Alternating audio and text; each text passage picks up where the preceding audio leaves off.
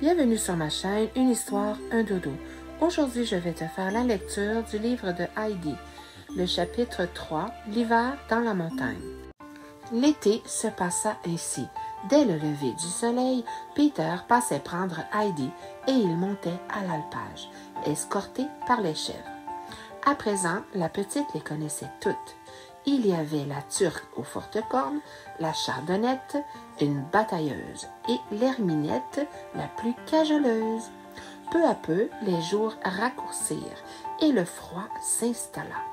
Peter ne sortait plus le troupeau. Les chèvres restaient au chaud et le chèvrier était retourné à l'école. Un matin, Heidi ne reconnaît plus l'alpage. Tout avait disparu sous un manteau blanc. Sur l'Alpe, le grand-père et Heidi profitaient du mauvais temps pour arranger leur maison. D'abord, il fabriqua un tabouret haut pour que Heidi n'ait plus le nez au ras de la table.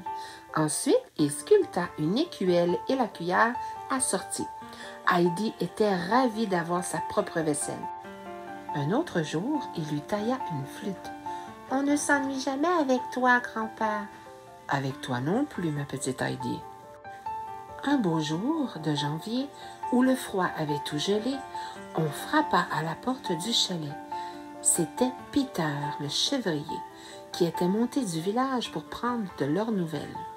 « Tu sais, Heidi, ajouta-t-il, il faudra que tu puisses descendre à Drfli.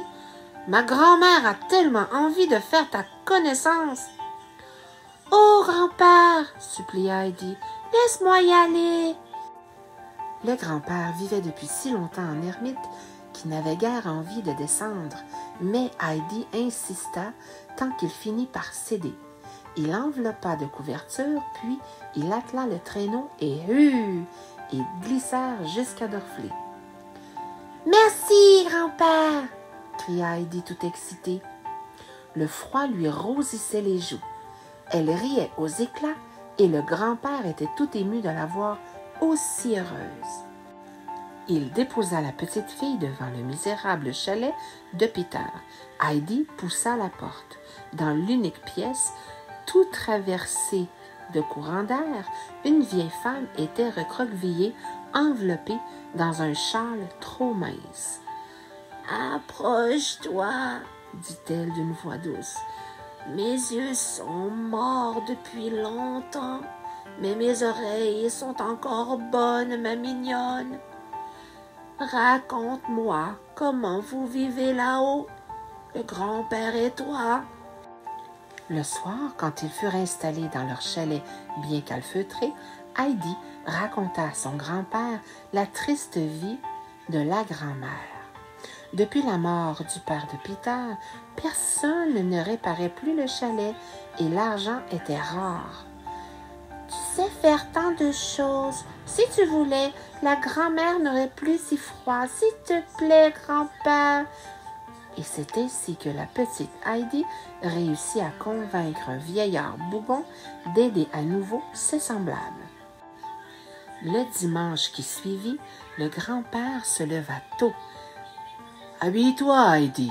On va faire un tour au village et en passant, on prendra des nouvelles de la grand-mère. » Heidi fut surprise, mais elle fit comme si de rien n'était. Et un peu plus tard, elle se promenait fièrement dans le village en tenant son grand-père par la main. Bientôt, le grand-père descendait régulièrement au village. Plus personne ne le traitait de vieux fou. Tout le monde le saluait et embrassa Heidi, son petit soleil. Et voici la fin de cette lecture. J'espère qu'elle t'a plu. Alors, je te souhaite une bonne nuit et à bientôt, Maya. Au revoir, Rémi. Bye bye, Coralie. Et n'oublie pas de revenir pour la suite du livre de Heidi.